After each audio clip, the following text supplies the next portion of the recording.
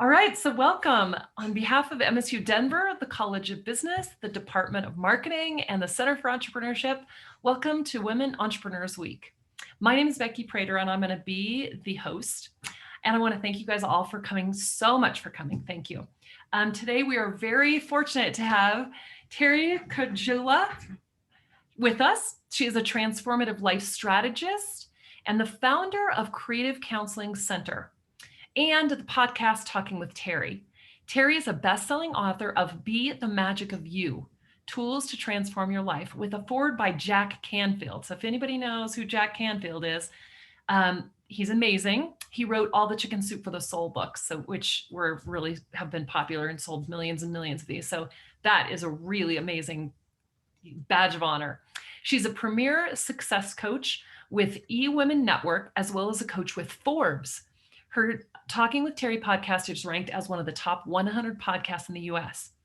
Teri is a thought leader in female empowerment and entrepreneurship. Today, women entrepreneurs hire her to ignite the magic within. She helps people unleash their greatest transformation by releasing the blocks holding them back to catapult them in their business, generate more money, more clients, more freedom with a lot less effort. So Teri, we're so thrilled that you're with us today. Thank you. Thank you. Yes, thank you. And I see some familiar names on here. So welcome back. Oh my gosh. Yeah. So you've spoken in some of these classes before, huh? Yeah. Oh my gosh. Yeah. Anywho, but yes. Well, thank you. And for those that don't know me, I always like to honor the rock stars in our community. And so I made you a little fancy rock star award, Becky, for your passion in creating an environment that gives people permission to create their own success story. So Dr. Hoffman has already received one of these, but I will make sure I get this in the mail to you. But I'm just so appreciative. So everyone, let's give Dr. Prater, some applause here for the work that you're doing, because this is incredible. Like you're having such an impact. So thank you. Oh, thank you so much. Oh my gosh.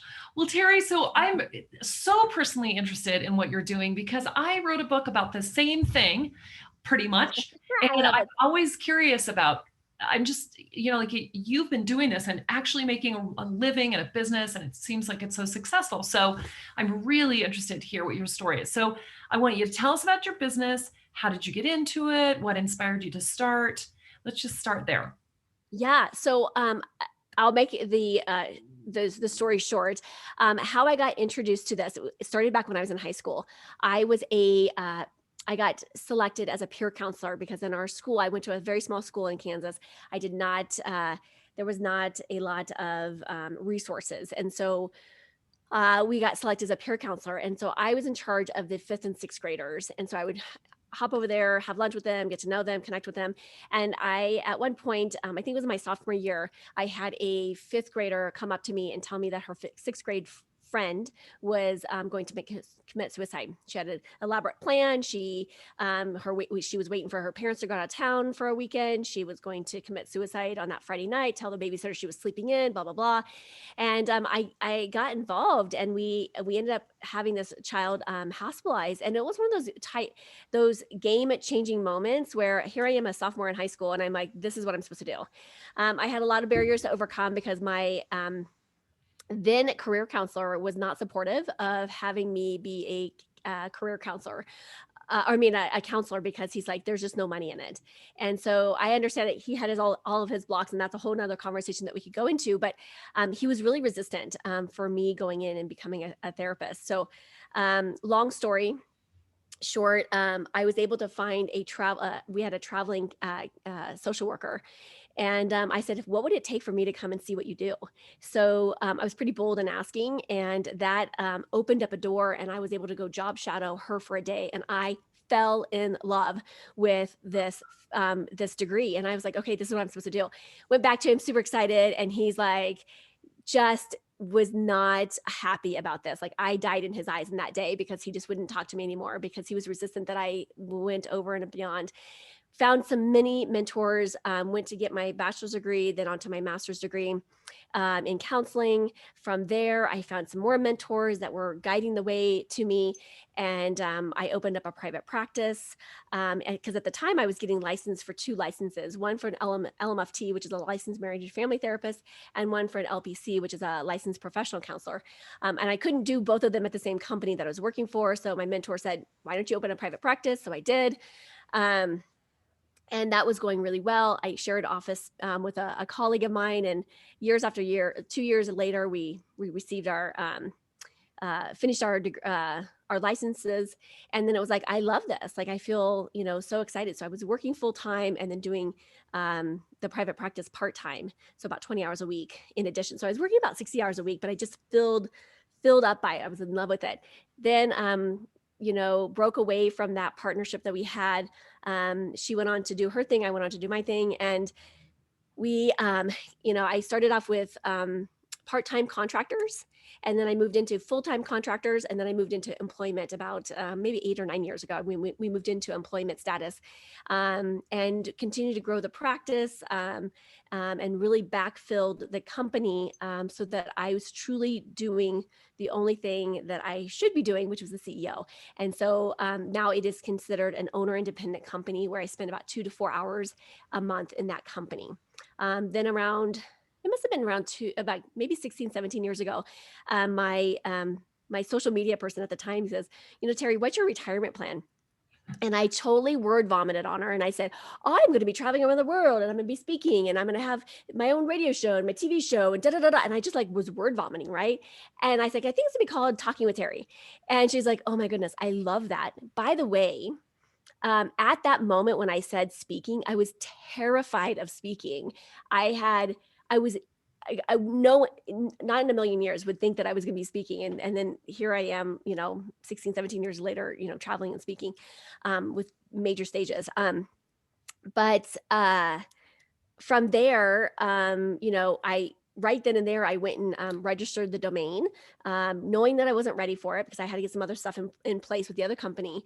And then, in 2012, I started dabbling in it. And then, about 5 years ago, we officially launched. And now that business is continuing to grow and expand. And so I'm really fired up and excited about, that company as well. Wow. Now, how did you get connected up with Jack Canfield? Oh, so it's a bit of a long story, but I will keep it short here. When I was writing a book, I didn't, so f- when you start speaking, people say, you need to have a book, you need to have a book. And I'm a rule breaker in most areas of my life. And I was like, that's kind of a dumb rule. Like, I don't want to, if you're going to speak, they say you have to have a book. And I'm like, I don't know that rule I don't want to apply to that rule. And so I dug my heels in long and hard for this. And I was like, I don't want to write a book. Um, but I'd been writing for like the Colorado Biz magazine and some other places. So I said, you know what?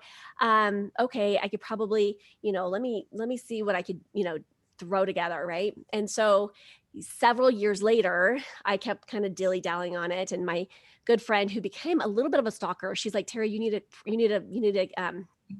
to publish this. And I was like, ah. And finally I was like, you know what, if I publish this, will you stop bothering me? And she's like, yes. So I hit submit because I was like wanting to get her off my back.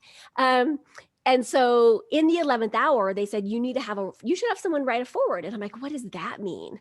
And they're like, well, you should have someone, that's speaking your language or whatnot. And I'm thinking, so I'm like setting my intentions. I talk a lot about intentionality and incorporating, universal laws and quantum physics into building a business. And so I'm putting my intentions. I'm like, okay, universe, God, spirit, angels, whatever you want to call it, who would be the biggest contribution to write my forward? So I'm thinking a strong, dynamic female. And what keeps coming up over and over and over again is the name Jack Canfield.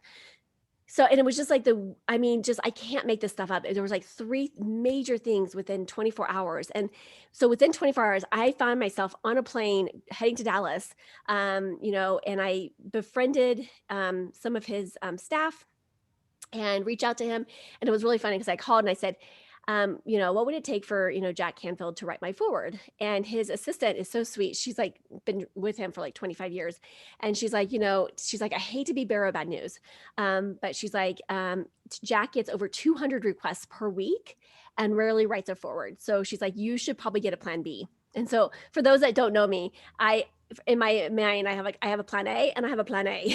So I'm like, this is what I'm working with. Long story short, I was able to befriend Jack and his team, and we got to know each other. And then, less than 8 months later, lo and behold, he wrote my foreword to my book. And that really opened up a lot of doors for me. In a lot of different ways. And so I've continued to do work with Jack and his team, and it's been a great collaboration on lots of different aspects. I just had Patty Aubrey on my podcast, and I'm working on getting Jack on my podcast. So yeah, it's been exciting and fun. And how long have you been doing the podcast? And tell us a little bit more about that. So that is so that was created last year. Last year during COVID, like that was not on my bucket list by any stretch of the imagination. And then I talk a lot about being in alignment with business owners, because when you're in alignment with everything and how, your life purpose, your passion, we become these very powerful, potent beings, and we can start to attract what it is. And so that was never like a foresight in my on my plan, but everything just fell into place like so effortless that I was like, okay, I'm getting a yes, okay, literally within 2 months we launched it, and we were able to climb the charts and get on the top 10 or top 100 podcast, which was really exciting and fun. And we had local celebrities, and so we had some national celebrities on the show, and we continue growing and expanding that, and now we are in negotiations and in some conversations around a TV show. And so a pretty exciting stuff. So again, when you're open to it, like the book opened up a lot of doors, the podcast opened up a bazillion more doors. Mhm. And then, it's opening up some other things as well. So again, it's trusting that and not allowing yourself to get bogged down by kind of the minutia, right? I go back to, when you can create a really powerful team that's supporting you. I would never be able to do this without having a team, right? And I mean, the fact that my team is meeting without me right now, on the other company, and they're just going to tell me, like, in a lot of ways, like, okay, this is what you need to do, right? And everything else they can take care of, right? Wow, that is amazing. So tell us, what has been challenging about this whole thing? What have been your biggest challenges in this? So earlier this morning, I was talking to Dr. Hoffman in his class, and I was telling them, some of the struggles I had. Some just struggles is being a business owner, and then struggles being a female business owner. So I wanted to go over those real quick. So some of the struggles that I had, obviously, I was talking to about the unconscious incompetence, right? There's the competence matrix, if you will, and so you go from not knowing what you don't know, and that's like kind of like writing. Learning to ride a bicycle, you're like, I have no idea how to do this, right?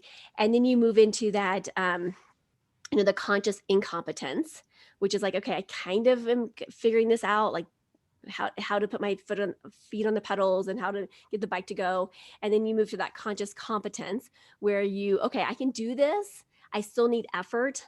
And then moving into the conscious competence, right? But that's a process, and that last phase is when you can, what you can do it without thinking about. You can hop on that bike and be like, I got this, right? But that first stage, of any business owners, that's brand new, there's a huge huge learning curve. And I feel like I've been doing this since 2001, and I still feel like I'm just beginning. Like I feel like there's so much to learn still. So but you don't know what you don't know. And so what I was saying earlier is make sure that be bold enough to grab some mentors along the way that do know, that can help guide you, because if they can shorten your learning curve by 10%, it's completely worth it. If they can tell you some life lessons that they learn and like, maybe not do that, but maybe, do this, I highly recommend it. And most people that you can get, you can ask people to be your mentor and they gladly accept, and so finding people that are further along in your path and asking for questions, asking lots of questions, is really key. I was sharing earlier too, but my age was a huge factor, because I have this picture and I wish I could find it. I have myself like the first day of like going to work, blah, blah, blah, blah, in my private practice. And I literally look like I'm 12 years old with like a little cute business suit. Like I was playing dress up for the day. Like it was, and so because I looked so young, and I'm 5'2" in real life, I feel 5'6", but I'm really 5'2". but, but that was a big challenge because our referral sources were physicians, attorneys, were the biggest referral sources. And so I was going up against, having these conversations and getting referral partnerships and power partners. And they're looking at me like I'm 12 years old. And so I had to, I always lead with humor. And so I had to get really creative with some of my responses, to kind of have overcome that because it was a barrier for them for sure. So sometimes I was sharing in their class that one of my responses was like, I said, when I'm 80 in the nursing home looking like I'm 60, I'm going to be rocking that nursing home, right? And then they would laugh and then and then the awkwardness would drop, then they'd be like, okay, like she got me on my game because they would be asking me a series of questions and they're trying to peg how old I was. And then sometimes I would just say, I know I look young. I said, I have an incredible plastic surgeon that makes me look like I'm 12. And then, again, but it softened it so then I can at least get my foot in the door because I don't think they would give me the time of day, honestly. And when I started talking about business and then they realized that I could talk business and I had an understanding about business, then they were a little bit more forthcoming with like inviting me in a little bit more. And I was sharing earlier that one of the greatest compliments came from a psychiatrist who had a very successful psychiatry clinic.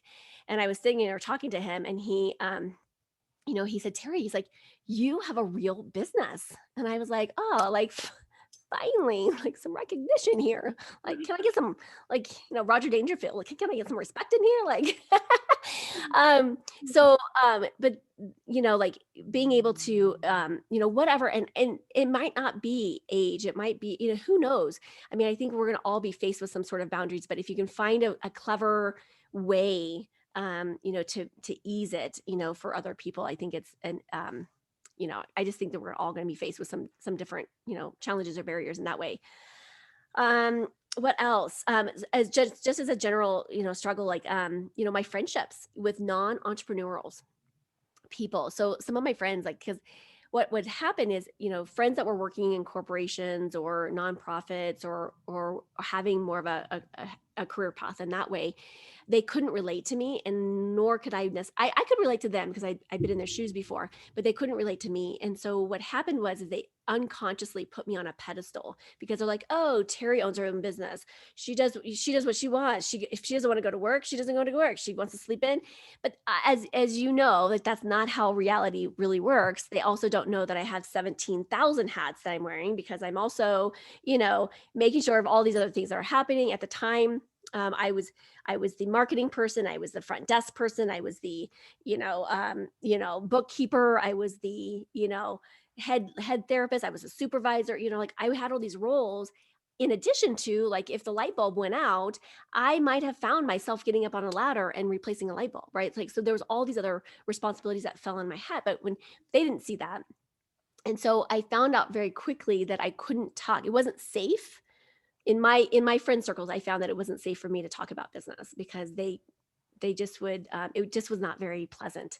And so I stopped talking about business and I started finding really my tribe that I could talk about business. And I go on a trip, usually not in a non-pandemic year. I usually go on a trip twice a year with all these other women entrepreneurs.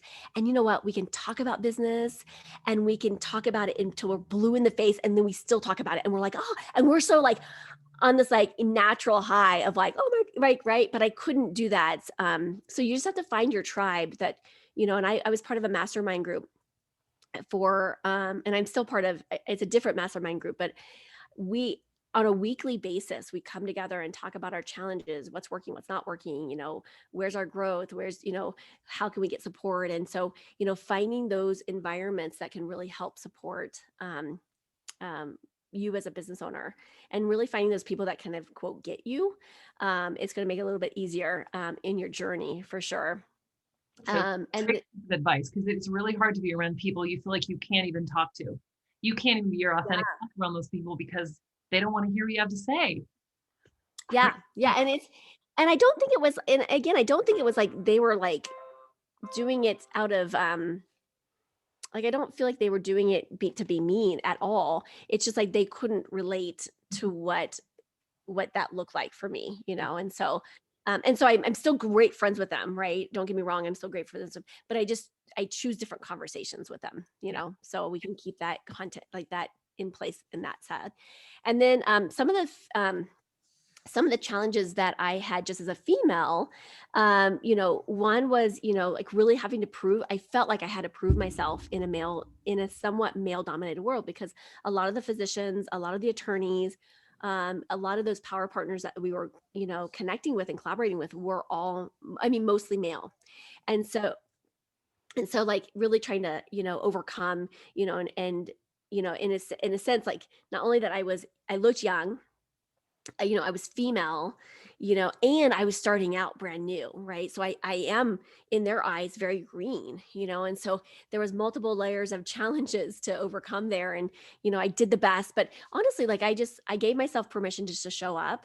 And, like I tend to lead with humor. And so a lot of times, when we talk about the sales conversation, oftentimes I would just go into the physician's office when we'd have lunch together, and I wouldn't even like put myself first. I would say, what's the staff talking about? And I would just insert myself into that conversation. And so I could probably write a book about the conversations that I've had in the, in at lunch, with lunches, with the physicians at lunch, because there were some really, great conversations that took place. And I just inserted myself into that conversation. And then all of a sudden they're like, wait, who's she? Like, who's she? And you know what? It just, and then they're like, we like her, like, right? Like there was a likability factor that they first like, and then it was like, oh, you do this. And then they were asking me the questions like, what do you do? What do you offer? And so it was a kind of a reverse on kind of the traditional sales, if you will, in that capacity. But it really just allowed myself to, you know, um, connect with them on a different level versus me coming in as like, you need to refer to me, so. Have you found it challenging in this like the public speaking setting? Do you feel like that's male dominated also? It really is. And unfortunately, like, and we need more women speakers. Okay. We need more women speakers that are taking the main stages, honestly. So if that's you and it's speaking to you, like there's a space for you. Yeah, I definitely think that I don't know what the percentages is. I belong to the National Speakers Association, but it is a small percentage of women that have a name for themselves and are taking major stages. And so we just need more of us, to stand up and take that, and be a contribution in that way. But I don't feel like I necessarily, I literally was just having this conversation about an hour ago where we were talking about why that is, why women may not be, getting, those positions. And I don't know what that is. My target audience is women entrepreneurs. And so that's who I go, when I go to speak, I'm looking for women organizations, women's groups, right? So I'm not necessarily looking for more of a co-ed space. So maybe that's an element of it. I'm not really sure. Or is it the topics that, I don't know. We could talk a lot about, what, and speculate what that might be as far as, the speaking world. Oh my goodness. Becky, can I ask you a quick question? Yes, sure. Did you always like public speaking, and did you have any particular? I know the answer to this. So, did you always like public speaking, and did you have any personal challenges in developing public speaking ability? And let's see, there was another question, but I forgot it. Go ahead, Teri. So the answer was, I was absolutely terrified of public speaking, and that might be even an understatement, like truly terrified. Schooling was not easy for me. I was diagnosed with dyslexia. So I always joke that language is not my first language. Language is very hard for me, and it still is to this day. And so I've embraced it. So if I say a word incorrectly, or if I, if I jumble my words, I'm like, it's me. Like, you either take it or leave it. Sorry, this is what I got. But in the beginning, I was just absolutely terrified. And I had a situation. I was working for this agency, And I had commit. So they asked me on a Wednesday for a Friday talk, and they said, Teri, can you come and give a talk to 10 teachers about prevention? At the time I was teaching or, speaking on the prevention of sexual abuse. And I was like, sure, 10 people. Sure. Well, the school liked it so much that on Thursday afternoon, they said, we actually had this in-service on Friday. We'd love to have Teri speak to 110 people for an hour and a half, or for an hour in a gymnasium with a microphone on a stage. I said yes to something else. I did not say yes to that. So I was like, and I told him, I was like, I don't even have 48 hours to freak out. Like, I need to some time to hyperventilate and I don't even have time for this. So ended up the first 10 minutes, I kind of feel bad for the audience because I was so nervous that that feeling of your stomach is in your throat. And although I'm pretty certain everyone could see and feel it because I was, radiating just panic, pure panic, just feel bad. I feel like we should probably refund these people or something. But it was, but I gave, I had, laid out, I made it really interactive. I made it really fun. And at the end of this talk, I opened it up to this, question and answer and, this interactive exercise. And it was so profound for the audience and it was profound for me. And I'm like, I love this. And I, they call it catching the bug.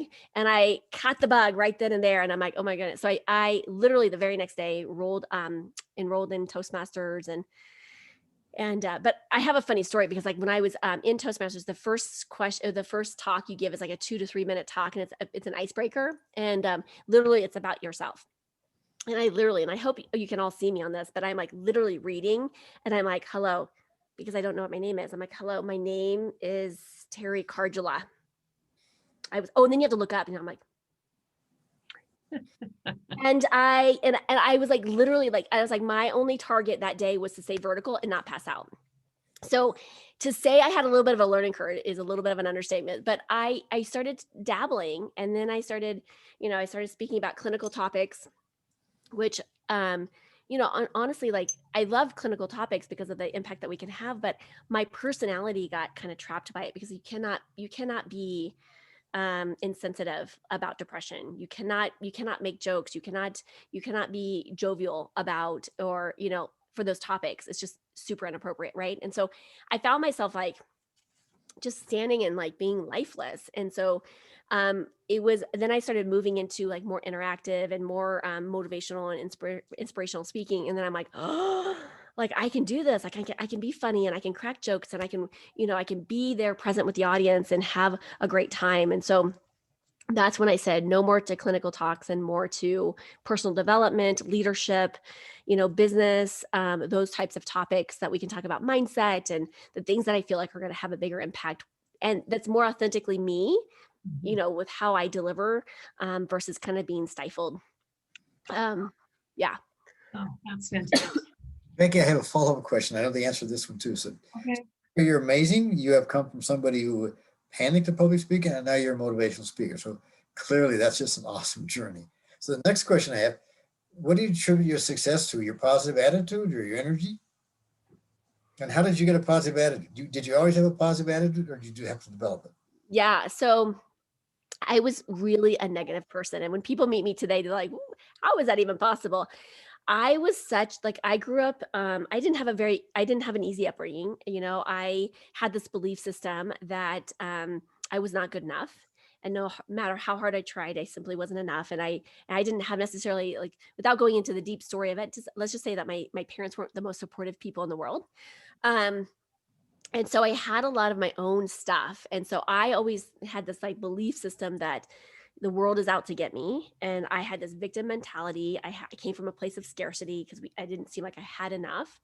And so it was through my personal journey over decades of transitioning that, because I didn't even know that it was I didn't even know that it was an issue until I started becoming aware of things. And, I always tell people that when you start off with your creating a business, automatically sign up for personal development. Like they're two of the same. Like you're going to be like, oh, I'm going to build a business. And you have no idea. Let me just tell you all, you're going to do massive personal development along this journey, because everything that you've ever tried to run from, hide, or ignore is going to be exposed in some form when you're ready for it. Right. And I truly believe that, our paths are created for us. And so we are going to be exposed to things that we can, process through, these types of issues. And so we become, don't shy away from that, because it's being, this is our life lessons. This is our, you know, more of us, because, if I can have, my biggest thing is I help, clients, clear the blocks and barriers so that they can create more clients, more money, more freedom, but most importantly, more impact. And so if I can help, if I can help Michaela, and something that she takes away from today and she implements and she's like, oh, I'm so grateful. And if she goes out and has an impact on 50 people or 500 people, or maybe even 5 million people, right? Like I've done my due diligence, right? And I truly believe, especially in the backdrop of this conversation that we're having during a pandemic, that we need more people to help rise up not only the consciousness of our world, but the energy of our world, the positivity of our world. Like we need this so desperately. So whatever gift that you were given to bring into this world, like it's your time is now to start to express that. So, Teri, you're amazing positive attitude, but how did you develop a positive attitude? What do you do to develop? Do you read books, listen? Yeah. So I mean, my personal journey was I befriended a lady. Actually, she was an acupuncturist, and we became great friends. And she introduced me to a mastermind group, which is actually, it was actually formulated from Jack Canfield, that was my first introduction to Jack Canfield. I actually didn't even know the guy. I mean, I read the Chicken Soup for the Soul books, but I didn't really put two and two together. And so he had created a design of a mastermind. So I got invited to that mastermind. But what was really powerful about that mastermind group is, one, we shared resources. We're like, and I just became a voracious reader, and I started I was so curious, right? So curiosity did get the best of me, and it just was like, I just wanted to read. I wanted to experience. I wanted to read. I wanted to grow. But part of that mastermind group was really about holding us accountable. And it was sometimes our stuff would come up, during the meeting, and I would get called out onto the floor for it. And it was such a growth experience. So I think it was a combination of a lot of things, having the mentors, really push me and say, I don't necessarily know that I believed in myself as much as they believed in me. And so I just kind of held on to this belief that maybe there was something more to me, that I was here to offer. And so I kind of wrote onto their belief system until I had enough in myself to be like, okay, and stepping into that confidence. So I think it was reading, it was surrounding myself some really powerful, dynamic people. So years ago, maybe it was like, 15 years ago or so, I just set the intention, like I'm going to start surrounding myself with amazing, dynamic people. And just by setting that intention, I just had people come into my life, and some were guides, some were mentors, some were, opportunities that helped, grow the business. And so I think just creating an open mindset, of, just being open, and I know sometimes that's hard, because if we want to control things, or if we want to, we want to, have it done our way. But if we can just open ourselves up just a little bit to be like, okay, I don't necessarily know how this is going to work out, but I just know and trust that it's going to, because I truly believe, who is the, Marie Folio says, everything's figure outable, right? And so I truly believe that everything is figure outable.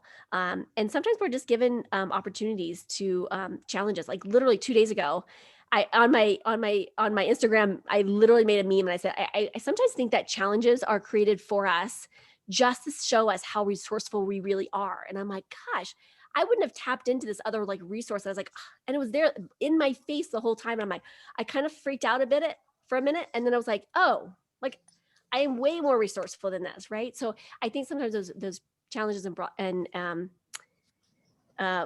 those challenges come up for us to show us a different way, or give us some more insight or awareness onto a topic. So So it was kind of a process, but over the time I learned that, years into it, I started learning about quantum physics, and I started learning about universal laws. And then I was like, my mind was like, ping. So universal laws, most of us are familiar with the law of attraction. Now that happens to be one of many laws, but I like started going down this like rabbit hole of this, like learning about the law of attraction. And I was like, oh, this is good. This has to be too good to be true, because from my negative mindset, I was like, this can't be true, right? So in my own discovery, in my own research, in my own kind of geeking out and kind of like going deeper with this, I was like, oh my goodness, like I hit a jackpot. And then I realized that everything is energy, right? And so if I put my watch under a high powered microscope, we'll see energy, we'll see atoms moving. If I put, my hand under a high powered microscope, we're no different. There's massive energy that's going through our bodies, and it circulates, in a certain pattern. And when we can tap into that, that was like really the game changer for me, is really learning more about, how the universe works. And so then I started incorporating those, principles into my business. So when people ask me how I've scaled my business, like interviewing is great, and but we have a process on how we interview. We will do kinesiology on all of our choices making in business. So we're getting ready to do a big launch in the other company. And I told him, I was like, well, you gotta give me a day, because I'm gonna test some stuff. And they're like, okay, so I'll test it and make sure that it's a yes before I say yes.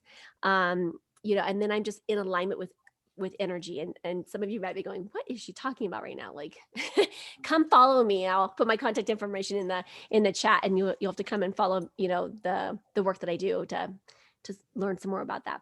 You give us Tell an me, example of one of the times where you manifested something, like you put it out there and all of a sudden, ta-da, it shows up because of the law of attraction. Tell us about Yeah, that. well, I mean, Jack Canfield was a great experience that we had already talked about. Like literally, I just got really super clear on what it was that I was looking for, and literally just I did my work. I do this exercise. It's my 33-second exercise, and I usually will have folks do it so with me. But really, it's because we talk about like when you go deeper into the law of attraction, you have the law of vibration, and everything is vibrating at a certain level. And so what they've done on research is shown that all of our emotions are on a vibrational level. So you have high vibrational emotions, and then you go down to low. So we can all probably guess what is a low vibrational emotion. That's fear, that's doubt, that's worry, that's insecurity, right? And as you come up the scale to more like contentment, which would be in the middle, more to joy, right? And then going up the scale, then the two highest vibrations that you have is love and gratitude. So when you're in it from a place of love and gratitude, from quantum physics, you can only attract, if you're at this level, you can only attract what is at this level. Okay. And I mean, I could go into a bit of a deep dive on that, but we are also connecting with and aligning with that energy. And so if we're in that, if we're in like doom and gloom, right? If we're in fear-based, it's going to be really hard for us to create and generate more in our business. And what we find out we attract clients that are in the same space. And so oftentimes people will be like, oh, I have these clients. And then as soon as they go back or they increase their vibration to where they're probably more authentically themselves, there's this like dissonance between the two spaces, and then these clients become pitas. I hope I can say that. It's like pinas clients. I don't know if I can say that on here, but Sure. I just did. Anyways, moving on. But there's this like dissonance that happens, and so that happens when we're growing on our vibration level, right? And so ideally, if we can stay that high vibration, we're going to be creating more opportunities, more possibilities. I mean, I can't even tell you like how. I mean, again, Jack Canfield, like, so I was getting in the going back to the 33-second exercise, it's getting us to that higher vibration. So you act as if you've already created it. So in my, I peel back the mirror for a moment, and I would act. So if you had that big opportunity, or if you had that big situation come through your life, what would you be experiencing? Would it be joy, right? Would it be excitement? Would it be ecstatic energy, right? For me, I'm like jumping around that house going, oh my gosh, oh my gosh, oh my God. Like I am like so beyond excited that this just happened, right? And so if you act as if, the great thing about the universal law is that the brain can't determine the difference between reality and fantasy. So if we use that to our advantage, we can start to tap into this with more conscious effort. And so spending time, 33 seconds, set your timer, so the 33 seconds, and acting as if you've already achieved it. So I would do that, like in the bathroom mirror, I'd be like, oh my goodness, I can't believe Jack Canfield just wrote my foreword. And I jump around, and my daughter would often come in and she's like, I know, I can't believe that. What she doesn't know is that she was actually co-creating with me. So anytime that someone has the exact same thought or emotion at the same time, as far as those thought creations, you actually square the energy of it. So she was actually helping co-create this. And ironically, the day that I picked her up from school, and I don't know, there's a lot of exciting things happening in the world. And I'm always like, most of the time, I'm like, guess what exciting things happened today?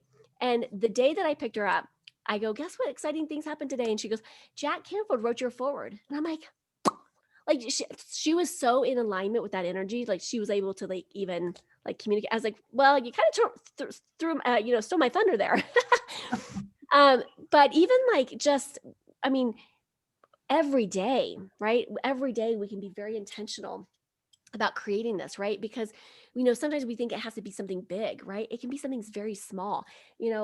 We've all experienced that before. Like maybe Sarah is like thinking about gosh, I should be calling Jay. I should be calling Jay. I should be calling Jay. And then Sarah goes, oh my goodness, Jay like reaches out and calls her out of the blue, right? We think that's like mind blowing, right? And we think that's like a miracle, but what if you could create that every day?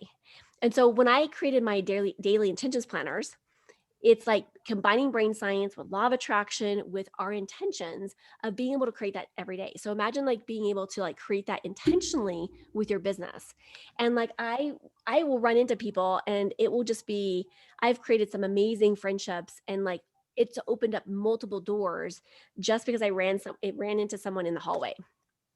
So it can happen every day in your life. So it's powerful when you're in that alignment, and when you're in alignment, because everything starts to fall into place for you. You start to hit all the green lights. It's such a different vibration. And I think we've all experienced that when you're like, oh, like life's amazing. And you're like driving around, you're like, oh, like your favorite song comes on, and you're like, I'm just in the groove of it.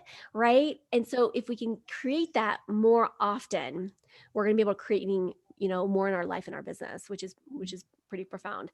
And I used to think that, I call it getting stuck in the muck, which is that low vibration. And then you go up into what I call living in your zone of brilliance. And I thought the most important part of that diagram was to stay in that high energy. But I realized the most important part of this is it's the intersectional points. How do I lose this? But how do I gain it? And as soon as you learn those intersectional points, like you can literally turn it on and turn it off, turn it on and turn it off consciously. And so when my book came out, Be the Magic of You, the reason why that title was because my clients kept saying, I feel magical. I feel like I can create on demand. I feel like I have a magic wand. And so I was like, what is this? Now, the word magic actually is a Parisian word, and it actually says to have power, right? Mm-hmm. And so when you think about stepping into your power and stepping into your magic, right, it's really about you owning your power and your potency, which is brilliant. Oh my gosh, I love that. To have power is what that means. That's so fantastic. Yeah. So this year in particular, we've all kind of sunk into those lower spaces. And so how do you pop yourself back in, pop yourself back into the space of brilliance when something happens? You're like, oh my gosh, not this. And then how do you pop yourself up? I do feel like it's a bit of a muscle that we have to work in. And honestly, I had to start on Tuesday mornings. I offer a free call from 9 a.m. to 10 p.m. Mountain Standard Time. And I started this out of selfish reasons, because at the beginning of this pandemic, everybody that I knew went into fear. boom, fear. And I didn't. And I was like, gosh, and there's a great quote, and it says, you know, all birds seek shelter in the storm, except for the eagle. The eagle is the only one that flies above the storm. And so I created this group because I was like, I was so alone, and I felt so alone on this little island, because I was like, everyone's in fear, and I'm like I'm still creating, I'm still generating. There was more opportunities that I had it because I was seeing it in a different way. So yes, did we have to change and shift yes, within 72 hours, we made a quick pivot. We went from, in person to virtual, literally within 72 hours. And then, and then for the other company, it was always virtual. So I was just like, okay, I was like, I'm very aware that there's a storm. Okay. I'm not in denial that there was a storm, but I wasn't in the fear of it. I wasn't in the reactionary element of it. And so I was able to see that as like a little blip, right? Versus a complete destruction. So if the pandemic would have happened 20 years ago, I would have been, who knows? Like, I know I wouldn't have been where I'm at today. Like, let's be totally transparent about that. But I do feel like it's a muscle that we are, over time we can help, strengthen that muscle, because oftentimes we see fear as like this bad, wrong thing. And if you think about fear as an emotion, and these emotions are here to serve us, all emotions are here to serve a purpose. I was sharing earlier that if I'm walking down a dark alley, I want some fear, I want some scaredness to come, because then I'm like, what happens? It engages my brain, it takes me into fight, flight, or freeze. I become alert, I become aware, I start to stand up straight, and I'm like, I'm going to walk with confidence, I'm going to be aware of my surroundings. So that serves me, right? It's just an indicator. It's like if you think of our emotions as a guidance system, it's just like, oh, hey, Teri, like, are you aware? And I'm like, gosh, I wasn't, but now I am, thank you. Right? So if we can see fear as that, and it doesn't have to be a debilitating piece, we can actually use fear to take us further. And one of the fastest way to get out of fear is through action. That's probably the only remedy that I know to get out of fear, is to go into action, because that action is like, okay, I'm going to do this. And I joke a lot about that. I'm like, I'm terrified, and I'm going to pee my pants, and I'm just going to do it. And you know what? As soon as I just commit to myself that I'm just going to do it, there's this movie, a little kids movie. You guys may or not be seen it, but it's Finding Nemo. And in the first movie, he's like, they're in the aquarium, and he's like, he has to go across like the volcano, which is and he's like really scary. He's like, and he's terrified, right? And so, he finally, jolts across it. And it's like literally 2 seconds. And then and he like runs into the thing. He's like, oh, like there was like, right. I think sometimes we get so wrapped around, like, I'm going to make this a big, hairy, audacious thing. And then when you like jump over, you're like, wait, what? Like what? Like, why was I so freaked out about this? So oftentimes if we just have that 30 seconds of courage that it requires to get us over that hump, oftentimes we've made it way worse in our head than it actually has in reality. But calling out, I was sharing earlier that if we can, identify what that is. So if it's fear, when anxiety for me shows up, it revs me up. So I call my fear Revy. So I say hello to her. I say, hello, welcome to the show. Like, because as soon as we call it out, it immediately dissipates it by about 50% or more. Okay. So just calling it out and giving it a name. And I like to have a conversation with mine, and now me and Revy are really good friends. Right now she's gone through her adolescent age, because at one point she was like little defiant with me, and I was like, well, I'm not going to have this. Right. And now we have this great working relationship. Sometimes she's even lazy and doesn't even show up for things now. I'm like, when I speak now, she always gets the first 2 minutes. And, things like this, it doesn't create anxiety for me. But if I'm on a stage, the first 2 minutes, I'm like, okay, it creates a little bit of anxiety. But her and I have this agreement, right? So by calling it, saying hello, acknowledging it, giving her or him, projecting it out, really reduces the power. And then you get to make a choice, right? And it comes back to, and I want you to know that we always have a choice, and how we show up and how we respond, or how we react.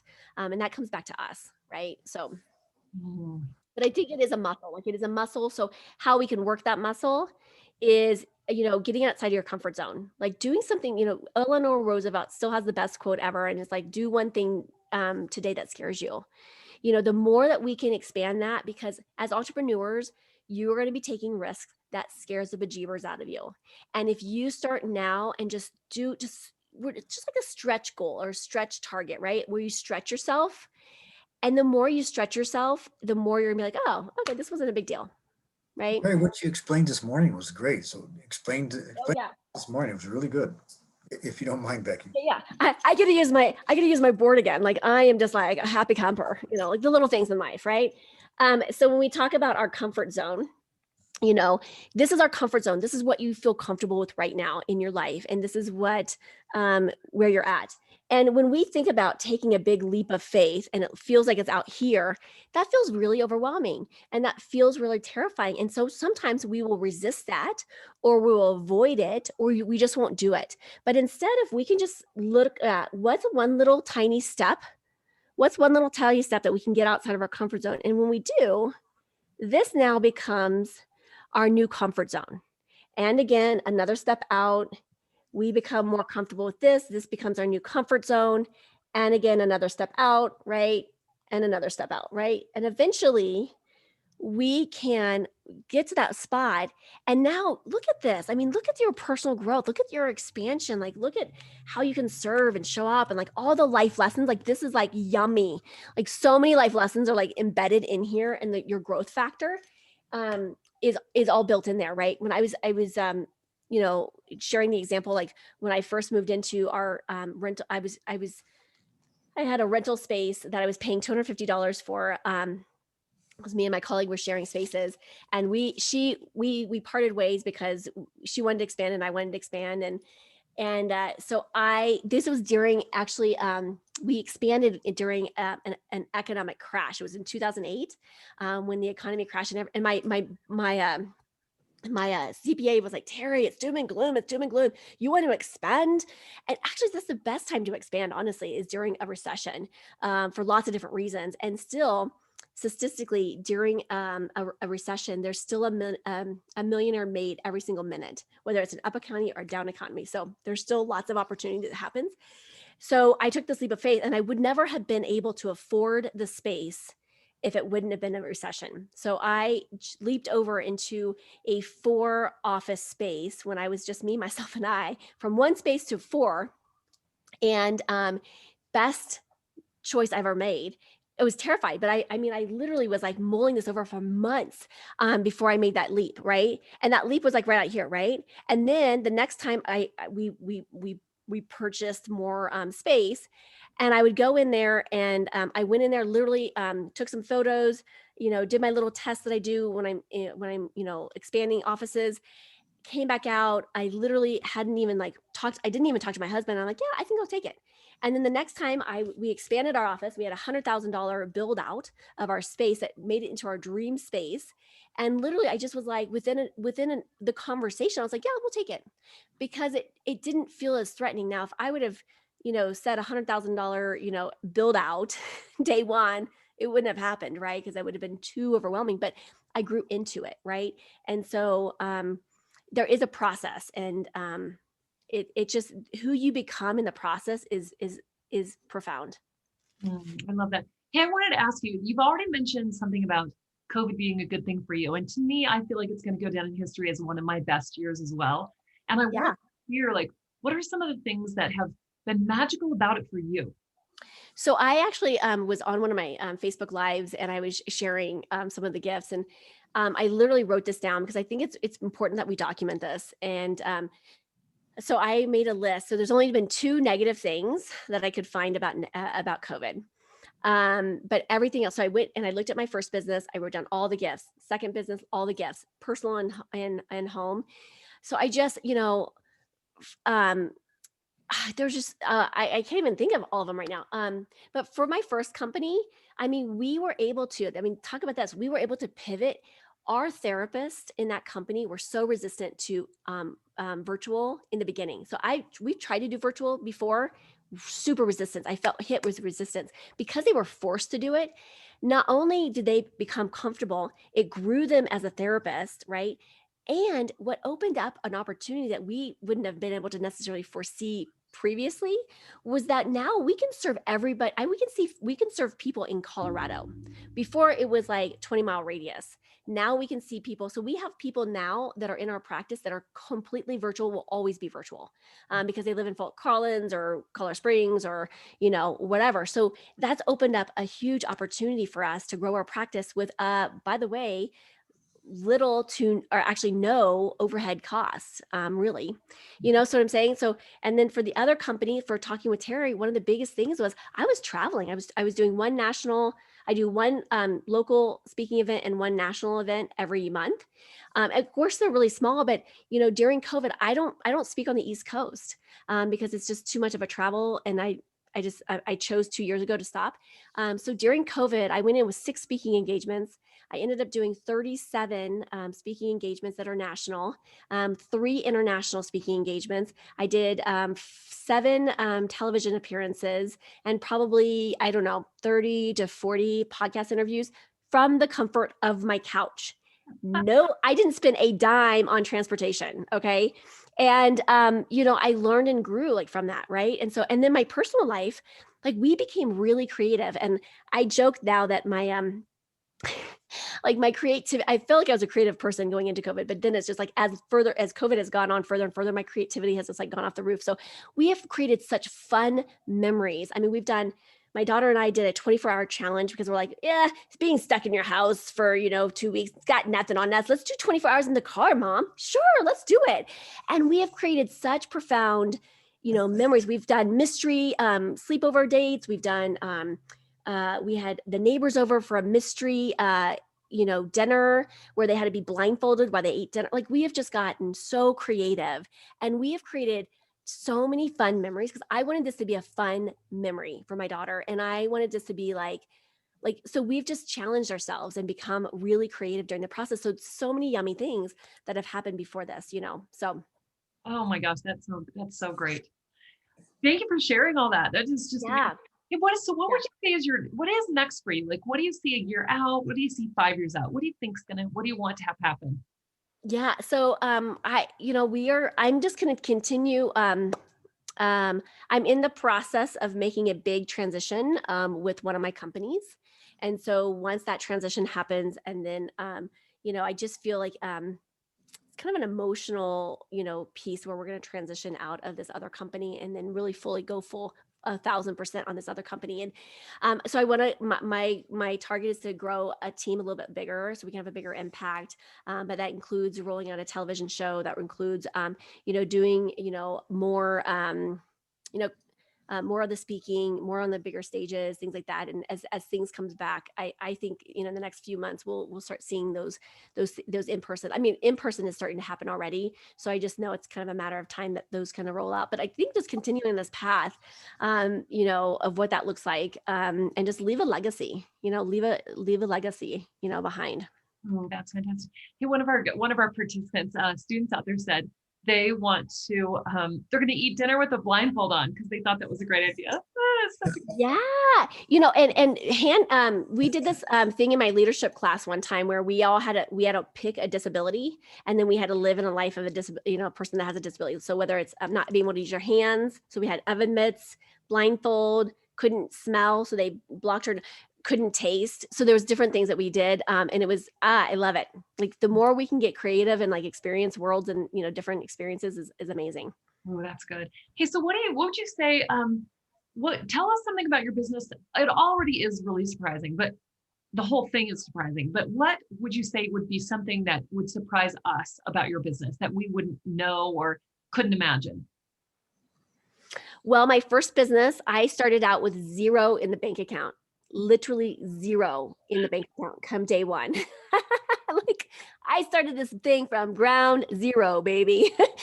I don't know that I'd recommend that looking back, but yeah, that was, because sometimes I can be kind of hard on myself going, gosh, I wasn't where I'd like to be, and I have to come back and go, wait a minute. Like I started with 0 in the account, like, to grow it to be completely owner independent from 0 in the account. Like I'm like, okay, Teri, like ease up on the on the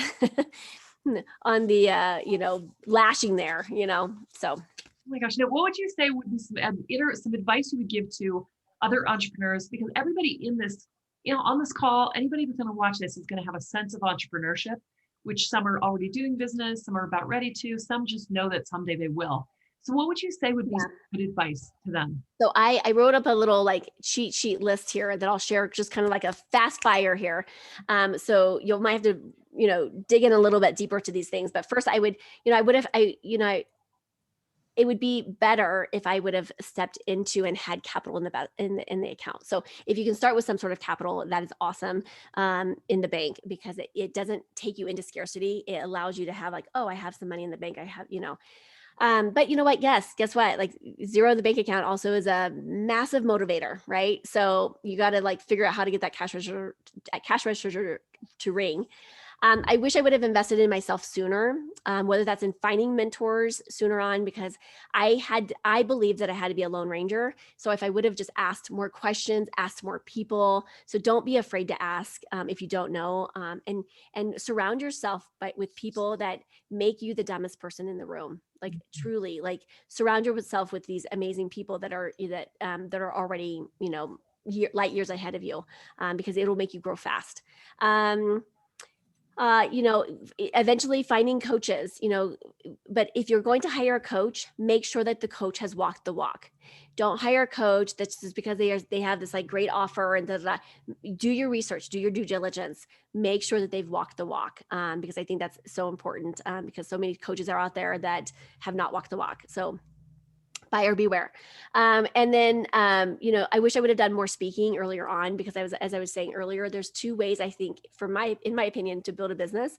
And one is the marathon version, which is the creating power partners, relationships, referral partners, those things. That takes a long time. Research says, anywhere from 7 points. Now research is saying closer to 14 times before someone will know, like, and trust you. So that takes a long time. I think that's foundational. And I think that's important on any business to have those power partners. But the other piece is the sprint, which I call is speaking. Now you can do ClickFunnels and you can do other kinds of funnels from a marketing standpoint. That's a fast way to fill, but speaking has been a fast way to fill a funnel. And I could go into like the benefits of that all day long, and just give you examples of how that has looked for me. I wish I would have learned more about the universal laws, because it has sped up my process of building into my business. And then just connecting with powerhouse people. And if someone intimidates you, then hop on a call with them, reach out to them. Don't be afraid because they have influence, or they have what you perceive as power, or, a big dog, or a big, reach out to them. You'll be surprised that you may get a no, but you may also get a yes, and you won't know until you ask. And then just practice of getting out of your comfort zone, right? Like just, practicing this daily, even just silly things. I mean, I always joke that, sometimes I'll be like, oh, I didn't really get out of my comfort zone today. And one time I was sitting with my husband, and we were after dinner, and I went and I grabbed some ice cream out of the freezer, and I put it in a wine glass. And then I grabbed a fork, and I sat and was eating this. And he's like, what are you doing? I'm like, I don't know, something different. Like, And he and I had this conversation about 35 minutes about me eating ice cream out of a wine glass with a fork. Right. So, like just do some things that are different, that like it's expanding, like, right. And who knows, right? I know that's a silly example, but just incorporating, getting out of your comfort zone in, little ways, and then, taking more calculated, or taking more risks, or calculated risk, whatever you want to see it as. And, there was some research done by Harvard, and they interviewed a whole bunch of 80-year-olds that were living in nursing homes. And they said, what were your greatest regrets in life? And they said, the number one greatest regret was that they didn't take enough risks. And then the second one was that they didn't spend enough time with their family and loved ones. So as entrepreneurs, we get to design the life that we love. And so why not take advantage of this? So, take those risks, and the worst, my husband said to me one time, he's like, what's the worst that can happen? He's like, you go fall on your face and you go get another job. And I'm like, oh, like when you boil it down to that, like, okay, like I fall on my face, I go get a job. Right. So you want to take some calculated risk, but, don't hold yourself back from an opportunity because you're afraid, right? Things are figure outable. So allow yourself to figure it out. And then again, find that balance, in whatever looks like that looks like for you. that we can, that we can support you in really creating the life that you love, so that you're not, working 80, 90, 100 hours a week and just feeling completely burned out and feeling like, what am I doing this for? Right. So I think there has to be a nice balance, and that might not come the first year, but make that a target that you get there quickly. Do you feel like you've got a good work-life balance right now? I do feel like it's taking me a while to get there. But I do feel like I have that because, I at some point I said I have to choose me. And so now I time block, and I'm a little like, I like structure so that I can have a lot of spontaneous like adventures. Right. So I create the structure so that it can serve me in other ways. And so my calendar is very structured, and I like it that way because I know exactly what's going to happen when and where, and there's no question. And my team knows when they can and cannot schedule on my calendar, and so I have absolute control of what that calendar looks like, and that makes me feel, I'm in a good place. Harry, tell us about your time management system that you explained this morning. And this is the answer to Becky's question because it was really insightful. So I time chunk certain aspects of my day. So I have various categories. So like Fridays, I do my podcast interviews. So that's first thing in the morning. So if I have one or two, and then the rest of the day I have off, right? But if I don't have any, then I don't have any, and Friday's my day off, right? And then I have discovery calls. They go on 3 days a week. I have chunks. I have my clients where I meet and I, provide the coaching to those clients, the one-on-one VIP clients. And then I have my group calls. So they're all scheduled and they're all in my calendar in certain blocks of time. And so, if Dr. Hoffman calls me and he's like, hey, Teri, let's get together and have a connection call, I'll be like, great. When would you like to, do you want morning or afternoon? And he thinks he has all this choice in the world, right? But he actually doesn't. It's a perceived, it's totally perceived for him because I'm putting him where I want him to go. So I'll look at, okay, I have an afternoon slots on Thursdays, or I have Tuesday, Wednesdays that are in the mornings, right? And so then he'll say afternoon. I'm like, great. And I'm going to give him Thursday afternoon, and I'll say, great, I have a 2:00 or a 3:00. Which would you like? Right. And so he's going right into my system where I want him to, because that's where it's allotted for that. Right. So I don't mess around with my, just I kind of willy nilly it. Now I will make exceptions, in some cases, but it's, when you block out your calendar like that, it takes away kind of the mystery of it. And it just is like, okay, here's where I'm going to, and so I know what time I'm going into work. I know what time I'm getting off at work every day. And I check out. And so now I'm really working 3 days a week. And I go in at 9 and I'm off by 3:00. Oh my Do God. you schedule time to sharpen your saw, which means creativity time? Yeah. So I like tons of things. Like I call my midnight projects, because I love like creating. And my daughter and I, we have a craft room in our basement that's just filled with different types of crafts and stuff. So I always have some sort of project. I'm either creating project or products, or which is my creativity. Now my husband would consider that working. We go back and forth, and I'm like, well, I know it's kind of working, but it's like creating, so it's like kind of a win-win, so. Oh my gosh. Well, Teri, I am so thankful that you were here today to share all that you have with us. I'm so inspired by you, and I feel like you've taken what probably should have been a conversation for 3 hours and mashed it into one because of your fast talking, which I know I'm like super fast talking, and everyone's like, you should slow down. I'm like, well, maybe you should speed up. No, I'm kidding. But I want to leave the audience, or I want to leave the students with a little letter that I wrote at a different class. But I thought, you know what, let's just do this. And I said earlier that I was reading through this earlier and I got choked up. So if I break out and cry, no judgment. Okay. So oops. And I am happy to email this to all of you that want it to connect. So it says, dear future business owner, congratulations. And I'm sorry. No, seriously, I'm excited for you and yet terrified for you. You've embarked on a journey that many will take and only a few will survive. You've heard the statistics, you know. You will be given a series of tests throughout this journey. Some of you will embrace them and some of you will curse them into the night. Some you will cherish as you see the gifts in it and who you became as a result of it. Be strong. You will question yourself and find yourself drowning in self-doubt, wondering if you have it in you to continue on this path. You do. Do not let the fear of the unknown become more than your gift to this world. You will sometimes work 70, 80, 90 hours sometimes, and you will still feel fueled up. Others will question you, who are you? And wonder, what's wrong with you? You don't ever have to explain yourself. Find your tribe, and they will always, quote, get you. You will cry, wondering what you're doing and will it make a difference in the world that you are so called to do. You will also cry with joy as you reach the summit, and sense of pure gratitude comes over to you and washes away any doubt that you've ever had. Celebrate. You will worry about everything and anyone in your business, and you will work hard to ensure that everyone is taken care of. You will be recognized as a truly inspiring leader that you are and wonder if they're really talking about you. Own it. You will confront your inner voice again and again and again. Train it to be kind and continue to encourage you to be the badass that you are. Be it. You will wonder, am I crazy? Yes. Yes, you are. And welcome to the club.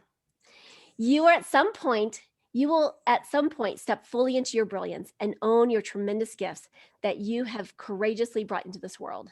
Shine brightly. Will you be brave in the attempt to create something from nothing? Will you be the one who puts the extra time to create your dream come true? Will you be the one that makes history and leaves a legacy? I hope so. I give you permission today to create the life of your dreams. I believe success is about pushing the limits to what you thought was possible. It's about having massive courage to take risks and not knowing how it's all going to work out. And it's about picking yourself up when you fall down. So applaud each of you for never giving up and the fierce persistence to keep going even when there's every reason to quit. I wish for you to know that greatness lives in all of us, not just some of us, that you get to choose your life story, that amazing things can and do happen. When you start living your life with happiness, you automatically give permission for others to do the same. You are the creator of your reality, so go create your success story. It's been an honor and a pleasure. Thank you so much. If you want a copy of this, I'm happy to send that over to you all so that you can have that. And I print it out and post it up. And if there's any way that I can support you, please let me know. I put my information over to the chat. I have lots of free resources over on the website. And if you want to grab a free copy of my book, please do so at bethemagicofyou.com. And I love to stay in touch and hear about your success stories.